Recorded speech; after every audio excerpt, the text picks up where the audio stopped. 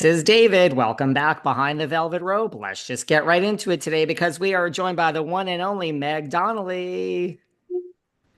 What's going on? I should just say Coral is in the house. Yeah, Coral's in the house. I mean, congratulations, semi-finalist, second runner-up. You've done so much in this industry. Like, what was this experience like for you? It was incredible. I honestly did the show because I have like music coming out. I'm starting to do music and like I grew up a theater kid, but I haven't performed since like before COVID. So I was like, oh, maybe this is the perfect opportunity to get back into live performing, and nobody knows who I am, so I can just go out there and, leave it all out there, and and no one knows who I am, and I'm Coral. So, What did you learn anything about yourself from this? oh, 100%. Honestly, I think it was really hard being in the costume and singing and kind of walking around because like you only had partial vision. Actually, at the same time, I feel like I had the most mobility out of like everybody, so I am grateful for that. But it was really challenging, and I really, didn't know how it was going to go or if I could do it, and I think just the fact that I like got through each performance was just really great. And I think I definitely instilled a lot of confidence in myself with just singing and performing in general, because we did it so much on the show. Yeah. Well, you started so strong. Mad World's Tears for Fears shout out. It's one of my absolute favorite songs of all time. So that blew the judges away. I'm losing my voice. You also did Billie Eilish and you sang some Avril Lavigne. Like, what type of music do you listen to when you're not working? I listened to so much music. Honestly, it was so cool to do so many different genres and so many different styles because I feel like that's how I listen to music. I feel like I listen to a lot of music that's like um from back in the day. I listen to a lot of like 90s R&B and like 70s soul, but then I love like 80s pop and like yacht rock is so good. Um, but one of the songs that I did, Ain't It Fun by Paramore, like Paramore, I love so much. So it was like such an honor to sing a Paramore song. So good. Well, I listened to a lot of 80s and 90s myself. So your new single, Dancing Around, which you dropped last night. Yeah. Congratulations. I hear a lot of 80s influence in that song. Yeah. Oh, yeah. Yeah, honestly, the it's like the synths. I Yeah. like when we were doing this session, I like it straight up just inspired by You Can Do Magic by America. Because it's one of my favorite songs. It's so good. And so that's like what the production is based off of, which is like sort of it maybe it's like late 70s, early 80s. Yeah. I love yacht rock so much. And that's coming from your upcoming EP. Talk to me about that because I know that each track you're kind of playing a different character that's trying to get into the project, which is such a novel idea. So, how did this come about?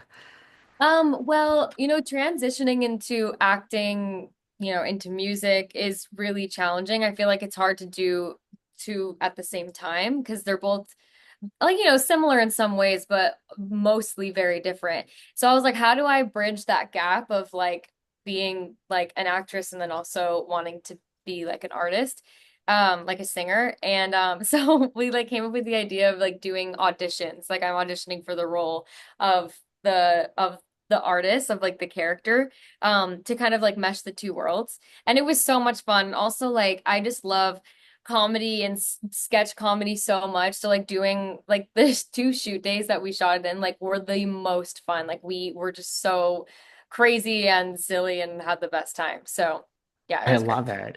Well, you were compared to Sabrina Carpenter and Halsey and Hilary Duff. But speaking of, right, I mean, that's got to be Insane. Crazy. right. Yeah. Talk to me about, because another superstar, Carrie Underwood, you were an understudy in Sound of Music live on NBC. What was that experience like? Did you work with Carrie Underwood closely? Wow, yes. Yeah, I feel like she was the first person that's like ever or the first like big celebrity that's like followed me. I was like 12 or 13. Which I was like, "Oh, this is so cool." Yeah, no, we that's so funny. Wow, I haven't thought about that in so long. Yeah, I was 13 and I was like an understudy for Louisa Von Trapp, and it was like the first like live musical taping they did. Um, and yeah, it was so much fun because like not only Carrie Underwood, it was like Audra McDonald and Stephen Moyer and Laura Benanti. It was like all of these like iconic Broadway legends.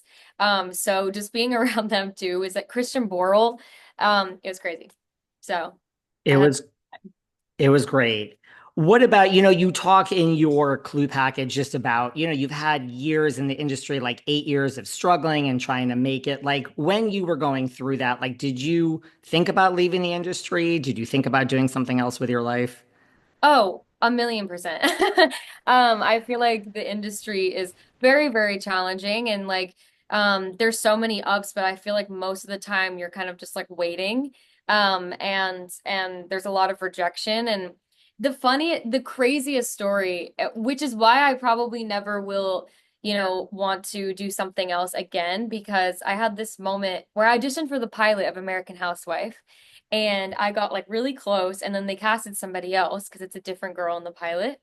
And then I was like, I quit. I've been auditioning for like 6, 7 years. Like I'm just gonna go to high school and be a normal kid because I've haven't been like a normal kid. So let me do that. And then literally like 3 months later, they were like, oh, the like audition, they're recasting. And I was like, fine, I will do this one last audition because I already did it before and then I'm done. And then moved to LA and yeah, the rest is history. So after that, I was like, okay, I think I should do this, but it is really challenging. It's a There's challenging, yeah. People think it's, a glamorous business. And yes, it is for a very small percentage, and everyone else is yeah, hustling for a job. yes, 100%. Yeah, it's not very glamorous.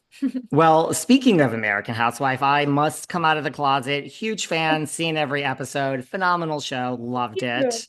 Thanks. What was that experience like? Because that really was considered your breakout role.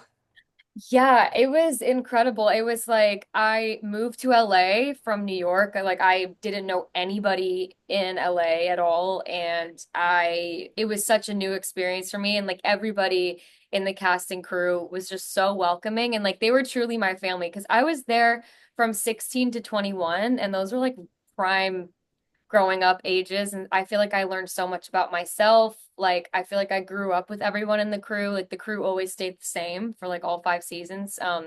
So I just feel like I learned so much knowledge from them and yeah, like I feel like I wouldn't be who I was today if not for all those people. So I it like American House like means so much to me. So I'm so happy when people um watch the show. It's so cool. Loved it. It was just such a good show. The whole cast was great, but the guest stars were